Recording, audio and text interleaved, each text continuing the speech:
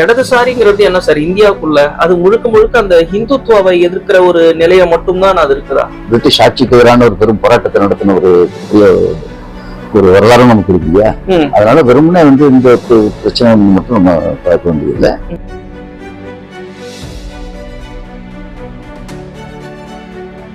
ஆனா இந்துத்துவாங்கிறத பொறுத்த வரைக்கும் அது பெரும்பான்மை மக்களை ஒன்றிணைக்கிறது தானே. பெரும்பான்மை மக்களை ஒன்றிணைக்கிறதுன்னு நீங்க சொல்றீங்க, அது எனக்கு வியப்பா இருக்கு. காரணம் என்னன்னா, இந்திய வரலாற்றை நீங்க எடுத்துக்கிட்டீங்கன்னா அங்கே இப்படியான ஒரு வெறுப்பு அரசியல்ங்கிறது கிடையாது. சிறுபான்மை மக்களும் பெரும்பான்மை மக்களும் ரொம்பவும் நெருக்கமாக வாழக்கூடிய ஒரு சூழல் இன்னைக்கு இருந்துச்சு.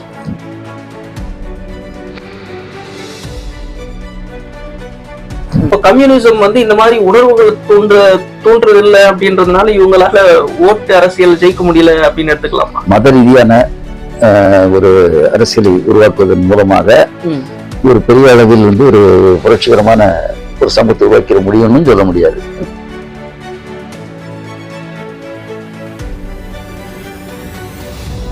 திராவிடம்ங்கிறது ஒண்ணுமே இல்ல, அது அர்த்தமே இல்லாத வார்த்தை அப்படின்னு அந்த ஒரு விஷயத்த அவங்க சொல்லிட்டு இருக்காங்க. அப்படி நம்ம திராவிடம்ங்கிறது ஒரு அர்த்தமே இல்லாத வார்த்தை. அப்படி பார்த்தோம்னால்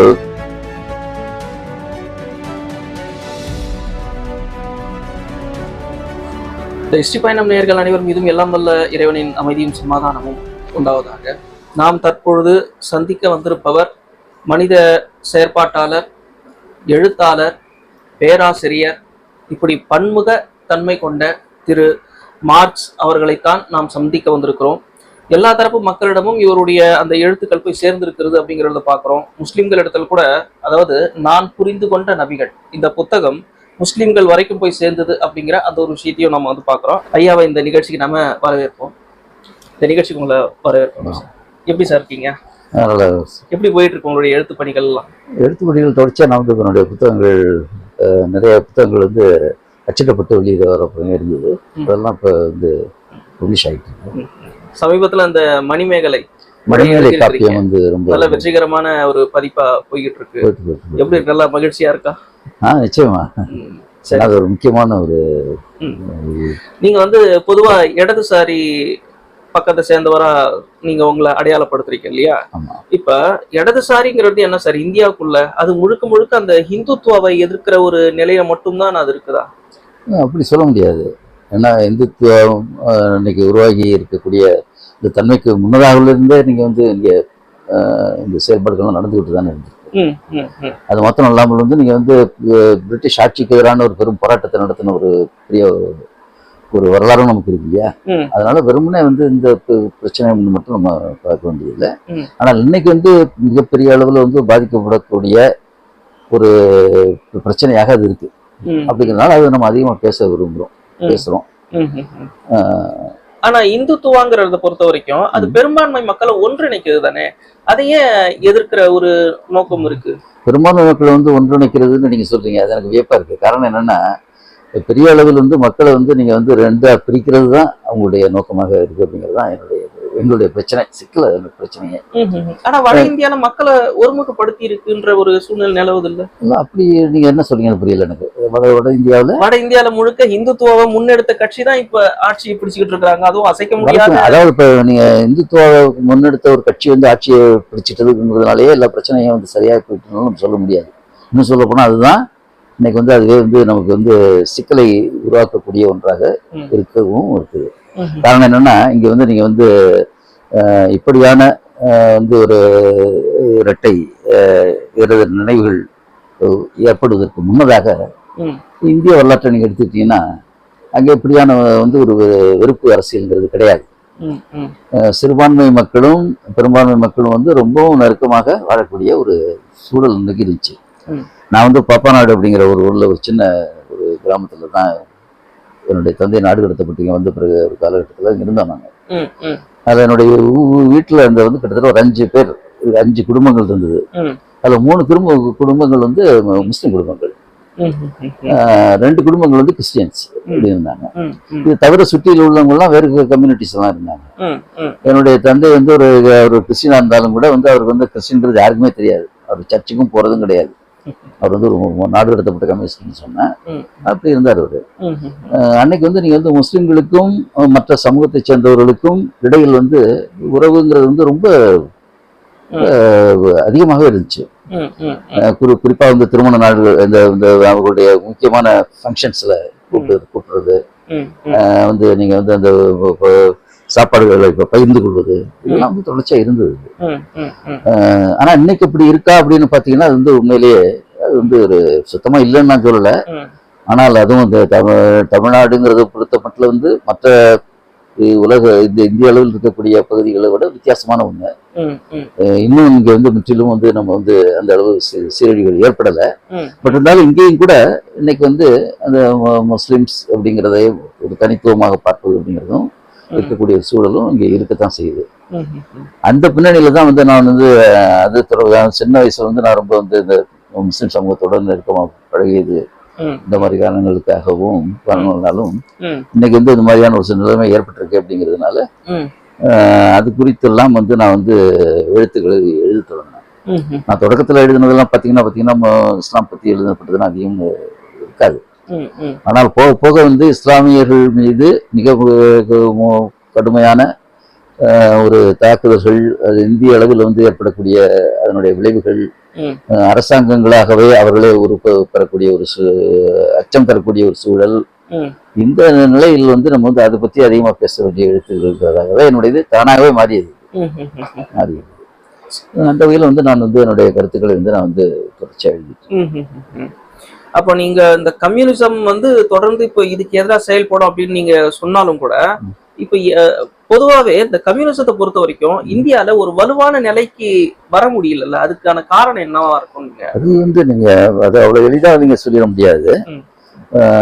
இன்னும் சொல்ல போனால் வந்து இன்னைக்கு வந்து கம்யூனிசத்திற்கான ஒரு வீழ்ச்சி அப்படிங்கிறது நம்ம சொன்னாலும் கூட அது ஏதோ இந்தியாவில் மட்டும் நடக்கக்கூடிய ஒரு விஷயம் இல்லை. உலக அளவில் இன்னைக்கு அது ஏற்பட்டு இருக்கு. அது வந்து ஒரு நல்ல விஷயம் இல்லைங்கிறது வேற விஷயம். ஆனால் அதே சமயத்தில் அது நடந்திருக்கு. அதனால வந்து இது நீங்க வந்து இந்தியாவிற்கான ஒரு பிரச்சனைன்னு நம்ம பார்க்க வேண்டிய ஒண்ணு இல்லை. இந்தியாவிற்கான பிரச்சனை நம்ம எப்படி பார்க்க வேண்டிய ஒரு கவலை நமக்கு இருக்குன்னா, உண்மையிலேயே மகாத்மா காந்தி போன்ற ஒரு மனிதர்கள் தோன்றிய இந்த நாட்டுல இன்னைக்கு வந்து மிக கொடூரமான வகையில் இன்னைக்கு வந்து ஒரு குறிப்பிட்ட ஒரு சமூகத்தினர் வந்து ஒதுக்கப்படுறது பரவுங்கிறது ஏற்பட்டிருக்கிறதுங்கிறது தான் பெரிய ஆச்சரியமும் வியப்பும் தரக்கூடிய ஒண்ணா இருக்கு. எந்த மனிதர்கள் வந்து இன்னைக்கு வந்து மகாத்மா காந்தி கொலை செய்வதற்கும் தயாரிவதற்காக இருந்தார்களோ அந்த மக்கள், அந்த மனிதர்கள், அவர்களுடைய வந்து ஆதரவாளர்கள் இன்னைக்கு வந்து ஆட்சியில் இருக்கக்கூடிய ஒரு நிலைங்கிறது இருக்கிறதுங்கிறது நமக்கு கவலை அளிக்கக்கூடிய ஒன்றா தான் இருக்கு.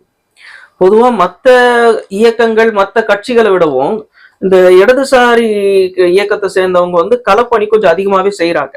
இருந்தாலும் அரசியல்ல ஓட்டு அரசியல்ல அவங்களுக்கு மக்களுடைய ஆதரவு இல்லாம இருக்கிறதுக்கு என்ன காரணம்னு நினைக்கிறேன்? அது வந்து நீங்க அதாவது இப்ப ஒரு காலகட்டத்துல வந்து இந்தியாவில் சொல்றவங்களுக்கு, இந்தியாவில் வந்து அன்றைக்கு வந்து ஒரு போராட்டங்கள்லாம் நடைபெற்று உருவாக்கப்பட்ட காந்தி போன்றவர்கள் வாழ்ந்த அடிப்படையில் வந்து இது வந்து ஒரு காந்திய தன்மைகள் முழுமையா இல்லை என்றாலும் கூட காந்தியை போற்றக்கூடிய ஒரு சமூகத்தினர், ஒரு ஒரு குழுவினர் உடைய ஒரு ஆட்சியாகத்தான் அது இருந்துச்சு. ஆனால் போக போக வந்து உங்களுக்கு அந்த தன்மைகள்ங்கிறது மாறியது. இன்னும் சொல்ல போனால் வந்து மத ரீதியாக இந்திய சமூகத்தை பிளவாக பிரிந்து பார்க்கக்கூடிய ஒரு அரசியல்ங்கிறது இங்க உருவானதுங்கிறது வந்து ரொம்பவும் கவலைக்குரிய ஒன்றாக இங்க மாறுது. அதுதான் இங்க வந்து இங்க ஏற்பட்ட வந்து ஒரு பெரிய மாற்றங்கள். இன்னொரு விஷயம் வந்து நீங்க வந்து இப்ப கம்யூனிஸ்ட் கட்சிகள்ங்கிறது வந்து இன்னை வரைக்கும் அந்த லைன் எடுக்கிறது கிடையாது. அவங்க வந்து கம்ப்ளீட்டா நீங்க. ஆனா அதே சமயத்துல வந்து கம்யூனிஸ்ட் கட்சிங்கிறது மிகப்பெரிய அளவுல வலுவிழந்து இன்னைக்கு போயிருக்கக்கூடிய தன்மைங்கிறது இருக்கு. அது காரணம் என்னவா இருக்கும்? ஒருவேளை மக்களுடைய உணர்வுகளை தூண்டக்கூடிய நிலையில கம்யூனிசம் இல்லையோ இங்க? ஏன்னா மத்த கட்சிகள்லாம் வந்து பாத்தீங்கன்னா இப்ப திராவிடம் வந்து மக்களுடைய உணர்வுகளை தூண்டுறாங்க, குறிப்பிட்ட இவங்களுக்கு எதிராக ஆதிக்க சக்திகளுக்கு எதிராக அப்படின்னு.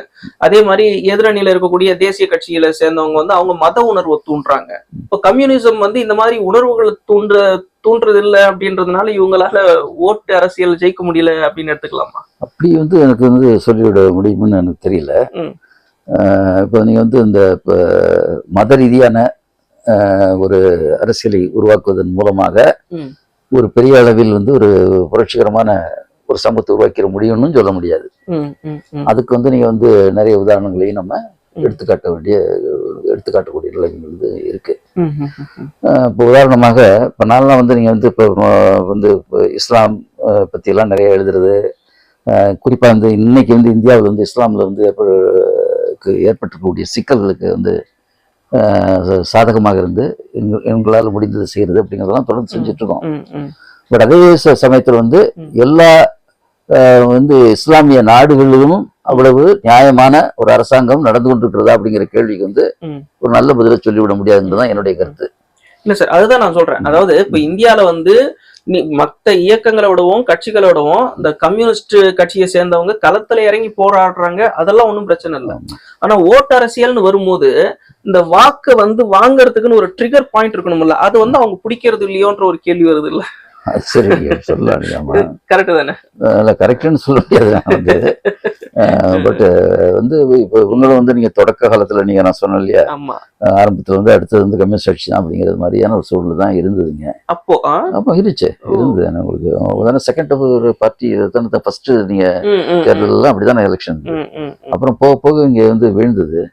அதை வந்து நீங்க பாக்குறத காட்டிலும் உலக அளவில் ஏற்பட்டிருக்கக்கூடிய ஒரு தொய்வு இங்கேயும் ஏற்பட்டிருக்கு அப்படிங்கிறதும், அப்போ உலக அளவிலேயே வந்து நீங்க வந்து மார்க்சியம் அப்படிங்கிறது வந்து கைவிடப்பட்டிருக்கிறதா அப்படிங்கிற ஒரு கவலையும் உள்ள ஒரு பிரச்சனை இது. ஆமா, காரணம் என்னன்னா, இந்த பாருங்க, இவருடைய படத்தை வந்து இன்னைக்கு வந்து வேர்ல்டு பூரா வந்து வச்சிருக்காங்க, எல்லாரும் வந்து அக்செப்ட் பண்ணிக்கிறாங்க. பட் அதே சமயத்துல வந்து அவர் சொன்ன கருத்துக்களுக்கு வந்து இன்னைக்கு செயல்பாடுகள்ங்கிறது இல்லை இருக்கு. பிரச்சனை இல்லை. இப்போ வந்து மத்திய அரசாங்கத்துல என்ன பண்றாங்க அப்படின்னா, எல்லாரையும் ஒருமைப்படுத்துற மாதிரியான ஒரு பொது சிவில் சட்டம் கொண்டு வராங்க. அதையே எதிர்க்கணுங்கிற மாதிரியான ஒரு சிந்தனை வந்து இங்க இருக்கு சார். எல்லோரையும் ஒருங்கிணைக்கிற மாதிரி ஒரு அரசியலை ஒரு செயல்பாட்டை கொண்டு வராங்க. நீங்க எப்படி சொன்னீங்கிறது எனக்கு வியப்பா இருக்கு. காரணம் ஒரே சட்டம்னு கொண்டு வராங்க. ஒரே சட்டம் ஒரே சட்டம் இல்லையா? இன்னைக்கு வந்து நிலைமை என்னன்னு பாத்தீங்கன்னா, அது இன்னைக்கு நடந்து கொண்டு இருக்கக்கூடிய நிலைமைகள்லாம் கவனித்து பார்த்து கொண்டு போனால், இங்க வந்து முஸ்லிம்கள் வந்து 2ஆம் தர குடிமக்களாக உருவாக்குவது அப்படிங்கிறது தான் இவருடைய ஒரே குறிக்கோளாக இருந்து செயல்பாட்டு நடந்து கொண்டிருக்கிறது. அது எந்த அளவுக்கு அவர்கள் வந்து வெற்றிகரமாக நடத்தி கொண்டிருக்கிறார்கள் சொல்லிட முடியாது. காரணம் என்னன்னா, நமக்கு ஒரு ஏஜென்சி ஒரு நீண்ட கால வரலாறு இருக்கு. காந்தி போன்றவர்கள் வாழ்ந்த ஒரு வரலாறு இருக்கு. அவங்க வந்து இது வந்து ஒரு முழுமையான ஒரு சமூகமா தான் கடைசி வரைக்கும் பார்த்தாங்க.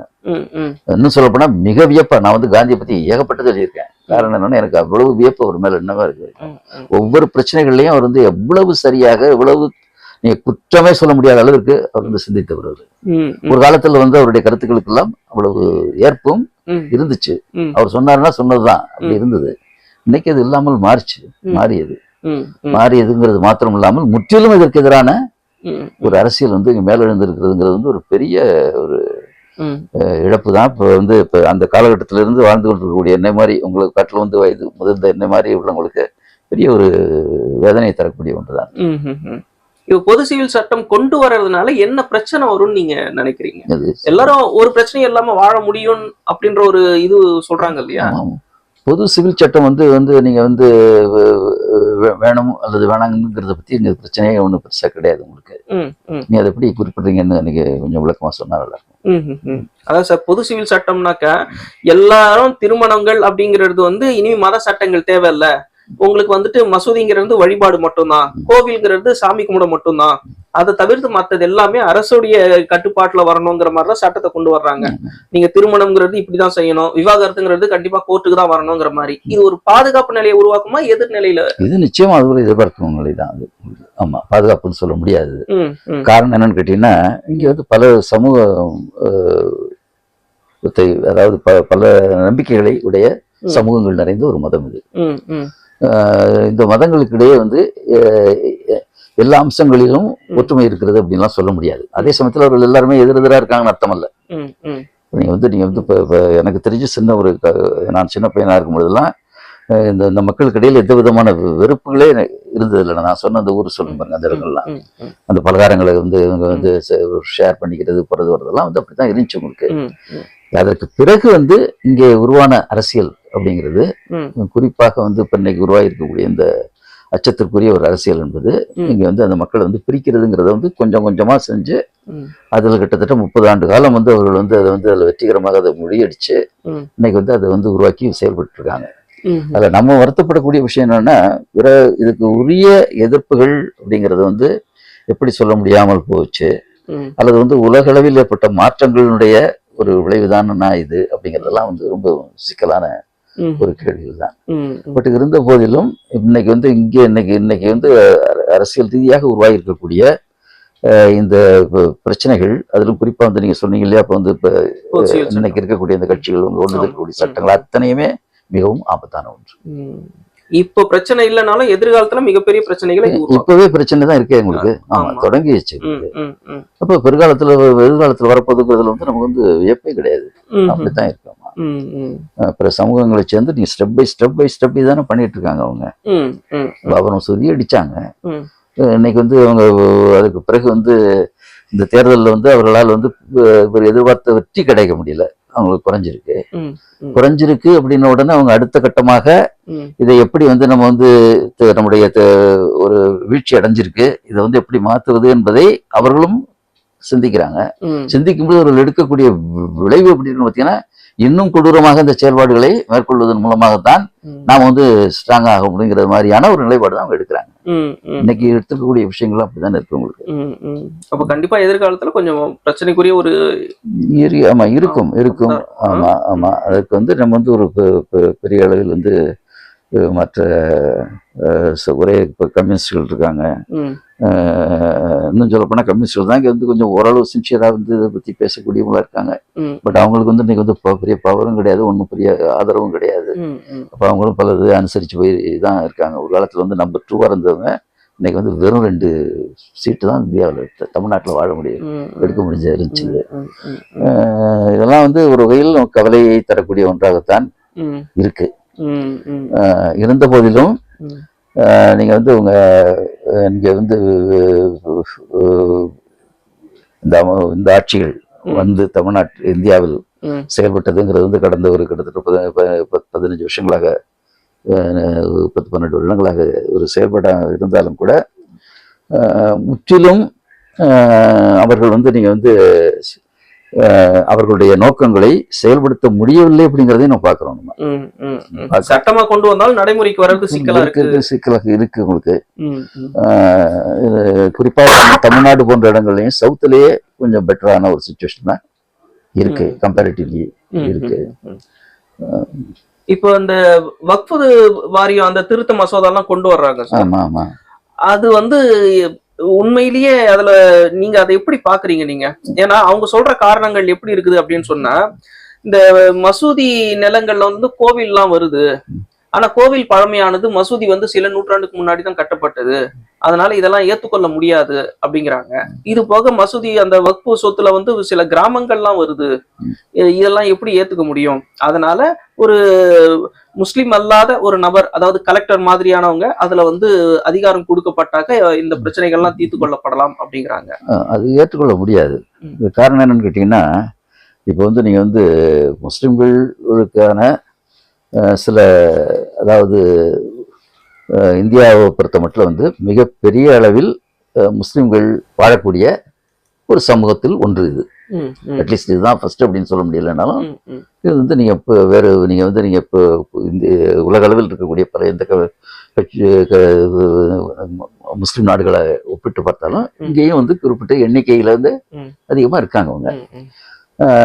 அவர்கள் மூலம் வந்து இங்க ஒன்றும் எந்த அளவிலும் வந்து பெரிய இவங்க வந்து இப்போ இங்கே சுதந்திரம்ங்கிறது வந்து இங்கே செயல்பட்ட தொடங்கிய பின்னர்லேருந்தே வந்து ஒரு குறிப்பிட்ட காலகட்டம் வரை நேரு போன்றவர்கள், மகாத்மா காந்தி போன்றவர்கள் அவங்கெல்லாம் வாழ்ந்த வரைக்கும் இங்கே வந்து முஸ்லிம்கள் வந்து இப்போ எல்லா விதமான உரிமைகளுடனும் மரியாதைகளுடனும் இங்கே இருந்தாங்க.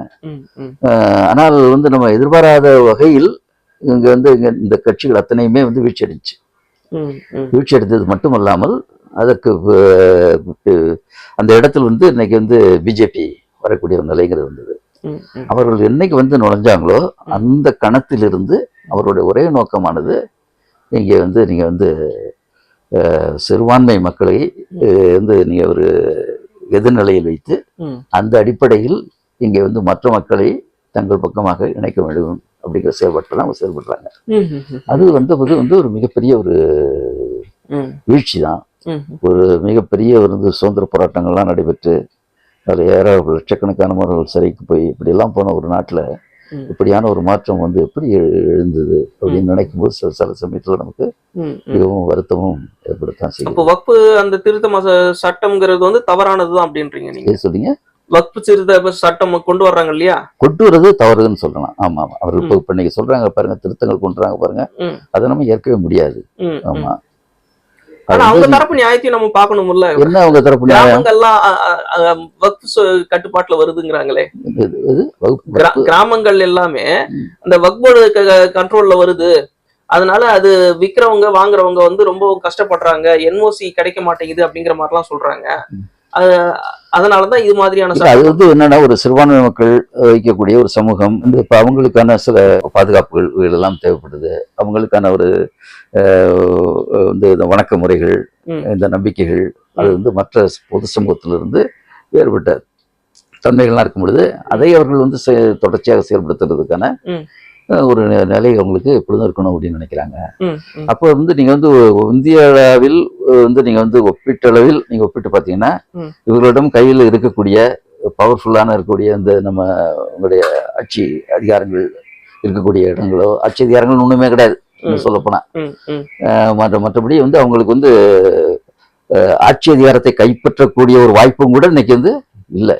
அப்படிங்கிற ஒரு சூழல்ல வந்து இன்றைக்கும் வந்து நீங்க வந்து இவர்களுடைய, அதாவது மிக சமீபத்தில் நடந்தது என்னன்னு பார்த்தீங்கன்னா, அவர்களுடைய தொடர்ந்து வெற்றியில் வந்து கொண்டே இருந்தவர்கள் வந்து இன்னைக்கு வந்து குறைஞ்சிருக்கு அவங்களுடைய சப்போர்ட் எல்லாம் மக்கள் மத்தியில். ஆனால் இன்னைக்கு வந்து அவங்க வந்து நான் கூட நினைச்சேன் வந்து அதுக்கு பிறகு வந்து கொஞ்சம் அவங்ககிட்ட மாற்றங்கள் இருக்குன்னு சொல்லி. மாற்றங்கள் எப்படி இருக்குன்னு பார்த்தீங்கன்னா, இன்னும் அதிகமாக முஸ்லிம்கள் மீது வந்து பிரச்சனைகளை கொண்டு வந்து அதனூடாக மக்கள் வந்து ரெண்டா பிரிச்சு அதனூடாக தங்களுடைய பவரை மீண்டும் உருவாக்கி கொள்ள வேண்டும் அப்படின்னு தான் அவங்க நினைக்கிறாங்க. அவங்க அப்போ பிரச்சனைக்கு கொண்டு வரணுன்றதுக்காகவே இந்த சட்டங்கள் நிச்சயமா அப்படிதான் வந்து இதுல வந்து அவங்களுக்கு வந்து மற்றபடி இதுல வந்து இது என்ன தேவையில்லாமல் வந்து இப்ப அவங்களை சீன்றதுதான் அது. இங்க ஒன்றும் பெரிய வந்து இன்னைக்கு இருக்கிற எல்லா எல்லா நிலங்கள் போன்றது எல்லாமே வந்து முஸ்லீம்கிட்ட எல்லாம் கிடையாது. கம்பேர் பண்ணி பாத்தீங்கன்னா எல்லாம் வந்து ஒரு சம் பர்சன்டேஜ்.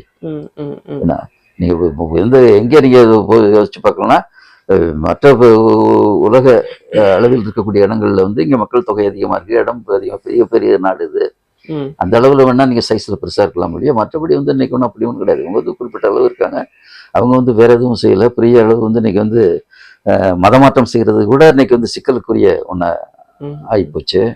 அதை வந்து முஸ்லிம்கள் வந்து ஓரளவு வந்து பிரச்சனைக்கு வழியே ஒண்ணா இருக்குங்கிறத எடுத்துட்டு கொஞ்சம் வந்து அவங்களும் தங்களை வந்து இது பண்ணிட்டு தான் வந்து எச்சரிக்கையோடு தான் செயல்படக்கூடிய நிலை ஏற்பட்டிருக்கு. அப்படியான சூழ்நிலை வந்து நம்ம வந்து நம்ம அது இப்படிதான் பார்க்கணும். சரி சார், இப்போ தமிழ்நாட்டு அரசியல் களம் கொஞ்சம் மாறுற மாதிரி தெரியுது சார். திராவிட அரசியல்ல இருந்து தமிழக மக்களுடைய அந்த எண்ணம் மாறுதோங்கிற அந்த ஒரு விஷயம். ஏன்னா இப்போ தமிழ் தேசியம் ஒரு பக்கம், இன்னொரு பக்கம் தேசிய அரசியல் பேசிக்கிட்டு பிஜேபி ஒரு பக்கம். அப்போ இந்த நிலைமையை நீங்க எப்படி பாக்குறீங்க? இது மாற்றம்ங்கிறது தவிர்க்க முடியாதுன்ற மாதிரி நீங்க நினைக்கிறீங்களா? இல்ல, மாற்றங்கள் வரும் தான். மாற்றங்கள் வந்து நீங்க சொல்ற மாதிரி வந்து இது வந்து அடுத்த காலகட்டங்கள்ல இது சேஞ்ச் ஆகிட்டே போயிட்டு தான் இருக்கும். பட் அதே சமயத்துல வந்து அந்த மாற்றங்களின் ஊடாக என்ன மாற்றங்கள் ஏற்படுகிறது ஒட்டுமொத்தமாக அப்படிங்கிற விஷயங்கள் தான் நமக்கு வந்து கவனிக்க வேண்டியதா இருக்கு. அதை பார்க்கும் பொழுது வந்து நமக்கு வந்து கவலைக்குரிய ஒன்றா தான் இருக்கு. இந்த மாற்றம் கூட கவலைக்குரிய ஒன்றா தான் இருக்குது. ஆமா ஆமா. இப்போ வந்து நீங்க இப்போ வந்து இப்போ இந்த தமிழ்நாடே எடுத்துக்கிட்டீங்கன்னா கூட நீங்க சொன்னது மாதிரி இங்கே ஒரு அரசியல் கட்சிங்கிறது உருப்பெற்று இருந்தது. அந்த அரசியல் கட்சி வந்து உள்ள நல்ல அம்சங்கள் கெட்ட அம்சங்கள் எல்லாம் உள்ள ஒரு அரசியல் கட்சி தான் இது. ஆனால் அது வந்து நீங்க முற்றிலுமாக வந்து அழிக்கப்படக்கூடிய ஒரு நிலை இருந்தால், ஏற்கனவே இதற்கு மாற்றாக இருந்த இந்த கட்சிங்கிறது வந்து மீண்டும் தன்னை வந்து நிலைப்படுத்திக் கொள்ள முடியாத ஒரு சூழல் இருக்கக்கூடிய பட்சத்தில் என்ன நேர்கிறது அப்படின்னு பார்க்கும்பொழுது நமக்கு வந்து ரொம்ப கவலைக்குரிய ஒன்றா தான் இருக்கு. இப்ப தமிழ் தேசிய அரசியலை பொறுத்த வரைக்கும் அவங்க வந்துட்டு திராவிடம்ங்கிறதே பொய் அப்படிங்கிற ஒரு ஒரு ஒரு விஷயத்தை தான் அவங்க முன்வைக்கிறாங்க. அது எப்படி ஏற்புடையதா? திராவிடம்ங்கிறது ஒண்ணுமே இல்ல, அது அர்த்தமே இல்லாத வார்த்தை அப்படின்னுங்கிற அந்த ஒரு விஷயத்த வந்து அவங்க சொல்லிக்கிட்டு இல்ல இருக்கிறாங்க. அப்படி வந்து நம்ம திராவிடம்ங்கிறதுக்கு வந்து ஒரு அர்த்தமே இல்லாத வார்த்தை. அப்படி பார்த்தோமானால் எதையுமே வந்து நம்ம வந்து ஒரு அர்த்தம் இல்லாத ஒண்ணு, அப்படி அர்த்தம் இருக்கக்கூடிய ஒண்ணுன்னு சொல்லி நம்ம வந்து ஆர்கியூ பண்ணலாம். அது ஒன்றும் பிரச்சனை கிடையாது. இங்க இருந்து திராவிடம் அப்படின்னு சொல்லும் பொழுது வந்து என்னன்னா ஒரு சில நியாயங்களும் அதுல இருக்கு அப்படிங்கறத என்னுடைய கருத்து. இப்ப நீங்க வந்து தென்னிந்தியாவை எடுத்துக்கலாம். இந்த தென்னிந்தியா அப்படிங்கிற பகுதிக்குள்ள எல்லாரும் ஒரே மொழியை பேசக்கூடியவங்க இல்லை. கொஞ்ச தூரம் தாண்டிட்டோம்னா நம்ம வந்து அந்த மொழியில தான் பேச வேண்டிய நிலைமைகள் தான் இருக்குது. ஆனால் அந்த தென்னிந்திய சமூகத்திற்கு இருக்கக்கூடிய ஒரு தன்மையும் வடஇந்திய சமூகத்திற்கு இருக்கக்கூடிய தன்மைக்கும் இடையில ஒரு வேறுபாடும் இருக்குதான் செய்யுது. அதனால வந்து நம்ம வந்து முற்றிலும் வந்து ஒண்ணும் இல்லை அப்படிங்கிற மாதிரி சொல்லலாம் முடியாது. ஆனா திராவிட கட்சிகள் மேல வந்து இப்போதைக்கு ரொம்பவும் அதிருப்தியில மக்கள் இருக்காங்கன்ற மாதிரி அந்த சமூக வலைதளங்கள்ல தொடர்ந்து இந்த சொல்லிக்கிட்டே வர்றாங்கல்ல. அதாவது இந்த டாஸ்மாக் அதிகமா நடத்திட்டு இருக்கிறாங்க, இதனால இளைஞர்கள் குடிக்கு அடிமையாகிட்டு இருக்கிறாங்க, அதே மாதிரி கட்சிகள்ல வாரிசு அரசியல் தான் நடந்துகிட்டு இருக்கு அப்படிங்கிற மாதிரி குற்றச்சாட்டு வைக்கும்போது மக்களுக்கே கூட இந்த திராவிட கட்சிகள் மேல ஒரு வெறுப்பு வரதானே செய்யுது. திராவிட கட்சிகள் மேல வெறுப்பு வரக்கூடிய அம்சங்கள் இருக்குதான் செய்யுது. நீங்க சொல்றது மாதிரி நான் வந்து அது வந்து மறுக்கல. நான் அது இன்னும் சொல்ல போனால் நான் முந்தைய சொன்னது மாதிரி வந்து மாற்று கட்சிகளா இருக்கக்கூடியது இன்னும் பலவிழந்து கொண்டு போறது இருக்கு. ஆனால் இதற்கு வந்து நீங்க வந்து மாற்றாக யார் வரப்போகிறார்கள் அப்படிங்கிற கேள்விதான் நம்ம இப்ப சிந்திக்க வேண்டியதா இருக்கு. இப்ப நான்லாம் வந்து நீங்க வந்து இப்ப வந்து தொடக்க காலத்துல இருந்தே வந்து இப்ப இருக்கக்கூடிய ஆளும் கட்சி, தமிழ்நாட்டில் இருக்கக்கூடிய கட்சிகள்ல வந்து ஒரு முழுமையான வந்து நம்பி ஏற்கக்கூடியவங்கள இன்னும் கூட விமர்சனங்கள் எல்லாம் பண்ணிட்டு தான் இருப்பேன். அவங்களும் என்ன வந்து முழுசா ஏற்கக்கூடியதெல்லாம் இல்லை. But at the same time நீங்க வந்து வேறு எந்த விதமான மாற்றுக்களும் இன்னைக்கு இல்லை அப்படிங்கிற ஒரு எச்சமும் இருக்கு. அப்ப வந்து நீங்க வந்து அவங்க வருவதுங்கிறது தவிர்க்க முடியாததும், அது வந்து நம்மை கூட வந்து அது வந்து ஏற்றுக்கொள்ள வேண்டிய ஒன்றாதான் இருக்கு. அதனால வந்து நீங்க வந்து அவ்வளவு எளிதாக வந்து இங்க திராவிட கட்சிகளை நீக்க முடியாது தான் நான் நினைக்கிறேன். அப்படி நீக்கினாலும் அதற்கு வந்து என்ன வந்து நீங்க ஆல்டர்னேட்டா வரப்போகுது அப்படிங்கறது யோசிச்சு பார்த்தோம்னாலும் எதுவுமே கிடையாது இங்க தமிழ்நாட்டை பொறுத்த மட்டும். இப்போதைக்கு ஒரு மாயைன்னு வேணா வச்சுக்கலாமா? அது வந்து ரொம்ப ஒரு மாயைன்னு சொல்றதுக்கு இல்ல. ஆனால் வந்து நீங்க திராவிட கட்சிகள் வந்து தங்களை வந்து நிறைய மாத்திக்கொள்ள வேண்டிய அவசியம் இருக்கு. எல்லாமே எல்லாம் ஆமா வந்து அவங்களுடைய வந்து அந்த அதாவது தங்களுடைய ஒரு சமூக ஆட்சி மாதிரியாக, தங்களுடைய ஒரு குடும்ப ஆட்சி மாதிரியாக உருவாகி இருக்க தன்மை அப்படிங்கிறதெல்லாம் வந்து கொஞ்சம் உடைச்சு வந்து ஒரு நல்ல ஒரு மற்றவர்களெல்லாம் கொடுத்து ஆமா அது இல்லாத வரைக்கும் தான் உங்களுக்கு வந்து என்ன பிரச்சனை ஏற்படுதுன்னு பாத்தீங்கன்னா வந்து நீங்க இந்த மாதிரிலாம் பிரிச்சு பேச வேண்டியது வருது. பெரியார் வந்து மிக கடுமையா விமர்சிக்கக்கூடிய ஒரு சூழ்நிலை தற்பொழுது ரொம்பவும் கொச்சைப்படுத்தி வருது. அது மாதிரி ஒரு அபத்தம் எதுவுமே கிடையாது. நான் வந்து மிகப்பெரிய அளவில் அதிகமா எழுதின புத்தகங்கள்ல பெரியார் பற்றிய புத்தகங்கள் முக்கியமானது. பெரியாருக்கு சமமாக நீங்க வந்து இன்னைக்கு வந்து இணைச்சு நீங்க சொல்லக்கூடிய ஒரு அரசியல் அப்படிங்கிறது யாருக்குமே இல்லை, கிடையாது. அவ்வளவு நுணுக்கமாக பல விஷயங்கள் அவர் பேசியிருக்காரு. நீங்க வந்து என்னுடைய கட்டுரைகள் நீங்க அதை அந்த தலைப்பில் எழுதப்பட்டது நீங்க பார்த்துருக்கீங்களோ எனக்கு தெரியல. அந்த கட்டுரைகள் வந்து மிக முக்கியமானவை. அவர் எந்த அளவுக்கு அதை பண்ணியிருக்காரு அப்படிங்கிறத. அவருடைய அந்த அப்ரோச் அப்படிங்கிறது வந்து ரொம்ப சயின்டிஃபிக்கான அப்ரோச். இத்தனைக்கும் அவர் வந்து ஒரு 6வது 5வது படிச்சவர் வந்து ஆமா. அதனால வந்து நீங்க வந்து அவருடைய கருத்துக்களுக்கு வந்து இன்னைக்கு வந்து ஒரு எதிர்மறையாக வந்து உருவாகிறது அப்படின்னு பாத்தீங்கன்னா அது ரொம்ப வருந்தத்தக்க ஒரு விஷயம். அது ஒண்ணு. நம்பர் 2, அப்படி ஒன்றும் இந்தியாவில் தமிழகத்துல வந்து அவரை வந்து நீங்க வந்து புறந்தள்ளி விட இதுக்கான சூழல் இது இல்லை அப்படிங்கறதுதான் என்னுடைய கருத்து. நம்ம பார்த்த வரைக்கும். ஆனா பெரியார் எதிர்ப்புன்றதுக்கு இந்த இடத்துல என்ன சின்ன அது வருது. அவங்க வந்து சில இப்ப நானும் தான் பாக்குறேன்னா, இப்போ நான் வந்து என்னுடைய கட்டுரைகளும் நிறைய வந்து நான் பெரியார் பற்றி பார்த்துருக்கேன். நீங்க அதை கவனிச்சிங்களா? இல்ல நான் அதை பார்க்க பாருங்க நீங்க. அந்த கட்டுரைகள்லாம் வந்து மிக முக்கியமான கட்டுரைகள். ஏன்னா மற்றவர்கள் பார்க்கறத காட்டிலும் வேறு பார்வையில் நான் வந்து அவர் பார்த்துருக்கேன். எவ்வளவு முக்கியமான பிரச்சனைகள்ல ஒவ்வொன்றத்துல அவர் எப்படி பார்த்திருக்காரு அப்படின்னு நம்ம சொல்றோம். நம்ம அதை ஹிந்தி திணிப்புக்கு ஆதரவாக அவர் செயல்பட்டாருங்கிற மாதிரியான விஷயங்கள்லாம் ஒண்ணும் கிடையாது. அவர் இந்த திணிப்புக்கு எதிராக தான் போராடினார். ஆனா ஏன் இப்போ அந்த மாதிரி பேசுறாங்க? அப்படிலாம் இது இங்க ஒரு சின்ன நம்ம வரலாற்று நம்ம சினிமாவில் நீ வந்து கட்சி அவர் மாதிரி ஆட்கள் வந்து நீங்க ரொம்ப தீவிரமாக அவர் எதுக்குறாங்க. சீமான சொல்றேன் நான். ஆமா, வந்து நீங்க அவர்கள் வந்து நீங்க நிச்சயமாக ரொம்ப அபத்தமான மனிதர்கள். அவர் வந்து நீங்க வந்து ஒரு அரசியலை வந்து நீங்க வந்து தலையமைத்து நீங்க வந்து மேல கொண்டு போற அளவுக்கு எல்லாம் திறமை சாத்தியம் இல்லாதவர்கள். இன்னைக்கு அவங்க செய்யறதும் கூட வந்து ஏதோ சின்ன பையன் சில பேருடைய சில ஒரு இதா ஒரு சப்போர்ட்டோட இருக்கக்கூடிய ஒரு அமைப்பாக தான் இருக்கக்கூடிய, அதை விட பெரிய அளவுல வந்து ஒன்றும் வரல. பட் அது எதிர்காலத்துல வந்து வரலாம்னு வச்சுக்கோங்க. அப்படி வந்துச்சுன்னா அது ஒரு பெரிய ஆபத்தான விஷயம் தான் அது. ஆனால் அது வருவதற்கான சூழல்கள் இல்லை அப்படின்னு தான் நினைக்கிறேன். ஏன்னா நீங்க பாத்தீங்கன்னா கடந்த 4 தேர்தலாக ஒரு தேர்தலில் நின்றுட்டு இருக்காரு. ஒரு எதுலையுமே அவங்களால வந்து குறிப்பிடத்தக்க அளவுக்கு நீங்க ஒன்றும் பெற முடியல. ஆனா கடைசியா 8% வாக்கு வாங்கியிருக்காரு அப்படிங்கறதுனால கொஞ்சம் முக்கியத்துவம் கொடுக்குறாங்க ஊடகங்கள்ல இருக்காங்க. இப்ப கொஞ்சம் இருக்கு. ஆமா ஆமா ஆமா ஆமா ஆமா. பட் இருந்தாலும் அது ஒன்றும் பெரிய அளவில் வளர்ச்சி அடைவதற்கான வாய்ப்பு கிடையாது. அவர் சொல்றது என்ன அப்படின்னா, இந்த விடுதலை புலிகளுடைய தலைவர் பிரபாகரன் அவர்கள் கூட இந்த திராவிடத்தை வந்து ஏத்துக்கல அப்படிங்கிற மாதிரி பேசுறாரு. அதெல்லாம் உண்மையா? அவர் ஏத்துக்கல அப்படின்னா? ஆமா, திராவிடத்தை ஏத்துக்கல அதெல்லாம் என்கிட்ட அவரு சொன்னாரு. பிரபாகரன் வந்து இவர்கிட்ட சொன்னாரா சீமான் அவங்க கிட்ட? அவர் சீமான் சொல்ற கருத்துக்கள் வந்து நீங்க வந்து நம்ம நேரில் கேட்டாலுடைய அது வந்து எந்த அளவுக்கு உண்மைன்னு வந்து சாத்தியமே இல்லை, கண்டுபிடிக்க முடியாது. அவர் அப்படிலாம் சொன்னாரான்னு தெரியல. பட் அவரும் வந்து என்னன்னா ஒரு வகையில வந்து ஒரு அரை சீமான் தான். அந்த அந்த பிரச்சனையை நம்ம கவனத்தில் எடுத்து பார்க்க வேண்டியதா இருக்கு.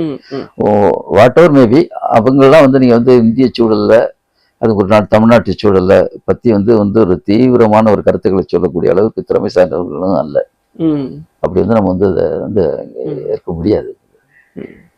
சரி சார், இந்த கடைசியா இந்த இடதுசாரி தமிழகத்தில் வலுப்பெறுவதற்கான வாய்ப்புகள் உண்டா? களத்துல இறங்கி வேலை செய்யக்கூடியவர்கள் ரொம்பவும் இதுலதான் இருக்காங்க. நான் திரும்பவும் அதைதான் சொல்றேன். அப்ப இது மூலியமாக இடதுசாரிகளுக்கு மறுபடியும் வாய்ப்பு வருவதற்கான இது உண்டா நேரம்? அதாவது நான் எத்தகைய பார்வையுடையவன்னா அவங்களுக்கு அந்த வாய்ப்பு மீண்டும் வரணும் அப்படின்னு மனப்பூர்வமாக நேசிக்கிறவன். ஆனால் அதற்கான வாய்ப்பு சமீபத்தில் இல்லை அப்படிங்கிறதையும் எங்களால் புரிந்து கொள்ள முடிகிறது. மார்க்சியம்ங்கிறது ஏதோ இந்தியாவில் மட்டுமல்ல, உலகளவிலும் அதில் வந்து ஒரு தொய்வுங்கிறது ஏற்பட்டு தான் இருக்கிறது.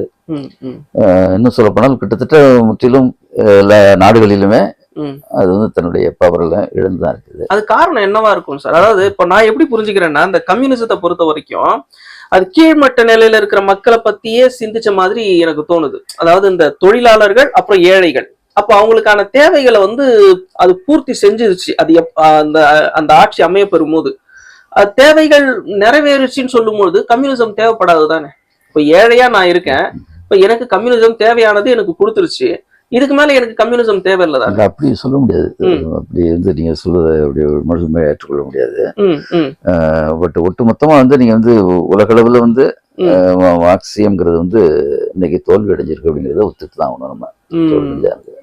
அப்படியான தோல்வி அடைவதற்கான ஒரு சூழல் எப்படி ஏற்பட்டது, அப்போ வந்து இந்த கம்யூனிஸ்ட் கட்சிகள் வந்து என்ன தவறுகள் செஞ்சாங்க அப்படிங்கிறதும் முக்கியமான ஒன்றா இருக்கு. கம்யூனிஸ்ட் கட்சிகள் தவறே செய்யலைன்னு சொன்னாங்கன்னா அது போல அபத்தம் எதுவும் கிடையாது.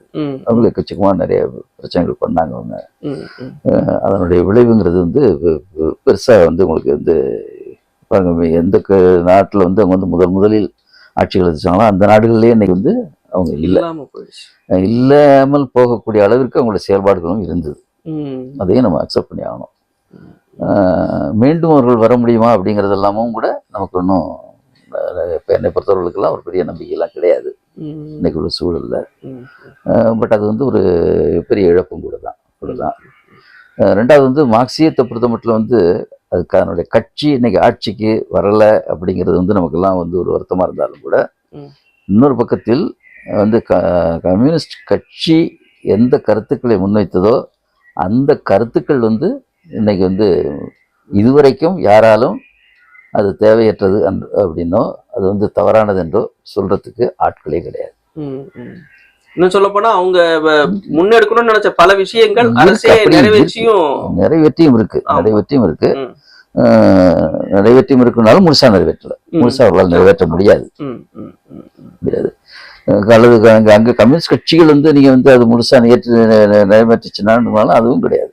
தொடக்க காலத்துல இருந்த கார்ல் மார்க்ஸ் போன்ற சிந்தனையாளர்கள் அவர்கள்லாம் அவர்களே இல்லைன்னு வச்சுங்க. அவர்கள் சிந்தித்த ஒரு கருத்துங்கிறது வேற.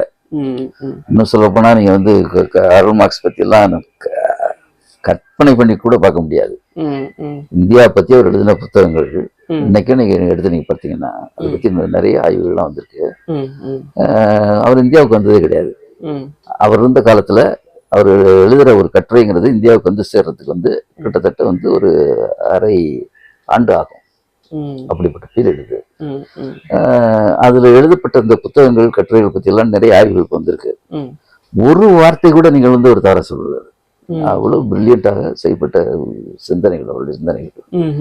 அது மீண்டும் நீங்க வந்து ஒரு அந்த அடிப்படையில் அந்த இன்னும் சொல்ல போனா நிறைய பேர் வந்து நம்ம வந்து அந்த கடவுள் நம்பிக்கைங்கிறது வந்து ஒரு ரொம்ப எதிராக இருந்தாங்க. அப்படிலாம் எதிராகலாம் இல்லை. அவரோட கடவுள் அப்படின்னு சொல்லியிருக்காரு. அவியல் நபிங்கிறத பத்தி என்ன சொன்னாரு, அது வந்து அது வந்து என்னன்னா ஒரு தவறான ஒரு நம்பிக்கைகளை மட்டுமே மக்களுக்கு கொடுத்து விடக்கூடியது அப்படிங்கிற ஒரு அர்த்தத்துல சொல்றாரு. நான் என்னுடைய புத்தகம் தயவுசெய்து படிச்சு பாருங்க. அதுல அதெல்லாம் அவர் எப்படி அவர் மீன் பண்றாரு என்ன அப்படிங்கிறது நம்ம எடுத்து வரணும். அது ஆமா. அப்புறம் வந்து பொதுவாக வந்து நீங்க மத ரீதியான ஒரு அப்ரோச் அப்படிங்கிறதுல வந்து அவருக்கு வந்து வித்தியாசங்கள் இருக்குது. பட் அதுக்கு மட்டுமல்ல, மத ரீதியாக ரொம்பவும் அதை மதங்களை என்னுடைய அடையாளத்தையே முன்வைத்து செயல்படக்கூடிய கட்சிகள் இதுதான் ஒழுங்கா இருக்கு. நீங்க சிந்திச்சு பாருங்க, நீங்க எந்த கட்சியும் கிடையாது உங்களுக்கு. அதையும் நம்ம வந்து யோசிக்க வேண்டியதா இருக்கு. கார்ல் மார்க்ஸ் வந்து அவருடைய காலகட்டத்தில் ஒரு பிரபலமான மனிதரா சார். ஏன்னா வரலாறு படிக்கும் போது ஏதோ ஒரு சின்ன சந்தேகம் நமக்கு வருது. ஏன்னா அவரு வந்து பெருசா மக்கள் கிட்ட போய் பழகின மாதிரி நமக்கு தெரியல. அவர் முழுக்க அந்த ஆய்வு பணியிலேயே இருந்தாரு. சமூக ஆய்வு பணியிலேயே இருந்துகிட்டு புத்தகங்களை படிச்சுக்கிட்டு எழுதிக்கிட்டு தான் இருந்தாரு. அவர் இறந்து போகும்போது கூட அந்த கல்லறையை சுத்தி புதைக்கும் போது ஒரு 17 பேரோ 18 பேரோ இருந்தாங்க அப்படின்னு தான் நான் கேள்விப்படுறேன். ஆனா எப்படி அதுக்கப்புறம் அவ்வளவு பெரிய ஒரு தாக்கம் உண்டாச்சு? அவர் எழுதின அந்த மூலதன புத்தகம் எப்படி அவ்வளவு பெரிய ஒரு தாக்கத்தை ஏற்படுத்துச்சு? அதுதான் நீங்க எப்படி வந்து இந்தியாவை பத்தி சொன்ன பாத்தீங்களா? இன்னைக்கு யோசிச்சு பாருங்க. நீங்க இந்தியாவை பத்தி இந்தியாவுடைய இருந்த காலகட்டத்துல, பிரிட்டிஷ் ஆட்சியில் இருந்த காலகட்டத்துல எப்படி இருந்துச்சு அப்படிங்கிறது வந்து அவ்வளவு நுணுக்கமாக சிந்திச்சு எழுதினாரு. நீங்க சொல்றது மாதிரி ஒரு விஷயத்தை நம்ம எப்படி எடுத்துக்கணும்னா, அவர் வந்து நீங்க வந்து ஒரு முழுக்க வந்து மக்கள் மத்தியில போய் பேசி மக்களை திரட்டி அந்த வேலைங்கிறது சில அதை வந்து மற்றவர்கள் செஞ்சாங்க. எங்கல்ஸ் மற்றவர்கள் வந்து ஒரு குறிப்பிட்டவர் செஞ்சாங்க. அவர் வந்து என்னன்னா அதுக்கான ஒரு பேசிக்கை வந்து சயின்டிபிக்காக உருவாக்குவதுங்கிறது தான் அவருடைய செயல்பாடாக இருந்தது. இன்னைக்கு வரைக்கும் இங்கே நான் சில புத்தகங்கள் எடுத்து காமிக்க முடியும். வந்து சில ஒரு அதாவது அவர் மேற்கோள் காட்டி எழுதப்பட்ட இந்த புத்தகம் பற்றி ஒரு புத்தகம் இங்கே உடனே இருக்கிற கூட எடுத்து காமிட்டுருக்கேன். அதை எடுத்து பார்த்தீங்கன்னா வந்து கிட்டத்தட்ட ஒரு 1000க்கும் மேற்பட்ட எழுத்தாளர்கள், பாலிட்டிக்ஸும் பெரிய சிந்தனையாளர்கள், எழுத்தாளர்கள் அவருடைய கருத்துக்கள் வந்து ஒரு மேற்கோள் காட்டுறாரு. அவர் தன்னுடைய மொத்தமான நிறைய புத்தகங்கள் எழுதி வச்சுங்க. ஒரு கிட்டத்தட்ட வந்து இந்த அங்க இருக்க எங்க ஊர்ல கிட்டத்தட்ட வந்து 500 புத்தகம் அவர் எழுதின புத்தகங்களும். அந்த புத்தகங்கள்ல வந்து நீங்க வந்து அவர் கூறியுள்ள கருத்துக்கள்ங்கிறது வந்து ரொம்பவும் தியரட்டிக்கலா உள்ளது. அது வந்து நீங்க வந்து அவர் அந்த லெவல்ல தான் இருந்தார். அவர் பின்னால் வந்து கம்யூனிஸ்ட் கட்சிகள்ங்கிறது வந்து கம்யூனிஸ்ட் கட்சியை சேர்ந்தவர்கள் வந்து அது சரியாக செயல்படுத்தப்படவே இல்லது இன்னை வரைக்கும். பட் இன்னைக்கும் கூட வந்து இன்னைக்கு வந்து கம்யூனிசம் முன்வைத்த சில அடிப்படையான கருத்துக்கள் அப்படிங்கிறது வந்து உலகம் வந்து இன்னைக்கு வந்து டோட்டலி ரிஜெக்ட் பண்றதுக்கு வந்து வாய்ப்பு இல்லாம தான் இருக்கு. ரொம்ப நன்றி சார். பல கேள்விகள் கேட்டோம், திறந்த மனசோட பல விஷயங்கள் பேசுனீங்க. நிதானமா அழகா அந்த பக்குவப்பட்ட உங்களுடைய பதில் ரொம்ப பிடிச்சிருந்தது. நமக்காக நேரம் ஒதுக்குனீங்க. அதுக்கெல்லாம் ரொம்ப நன்றி சார். நன்றி. நீங்களும் இந்த நிகழ்ச்சியை பார்த்துருப்பீங்க, பிடிச்சிருக்கும் அப்படின்னு நான் நம்புறேன். உங்க நண்பர்களுக்கும் இந்த பதிவு பகிர்ந்து விடுங்க. இறைவன் நாடினா நம்ம அடுத்த பதிவுல சந்திப்போம். நிச்சயமா. மிக்க நன்றி. நன்றி சார்.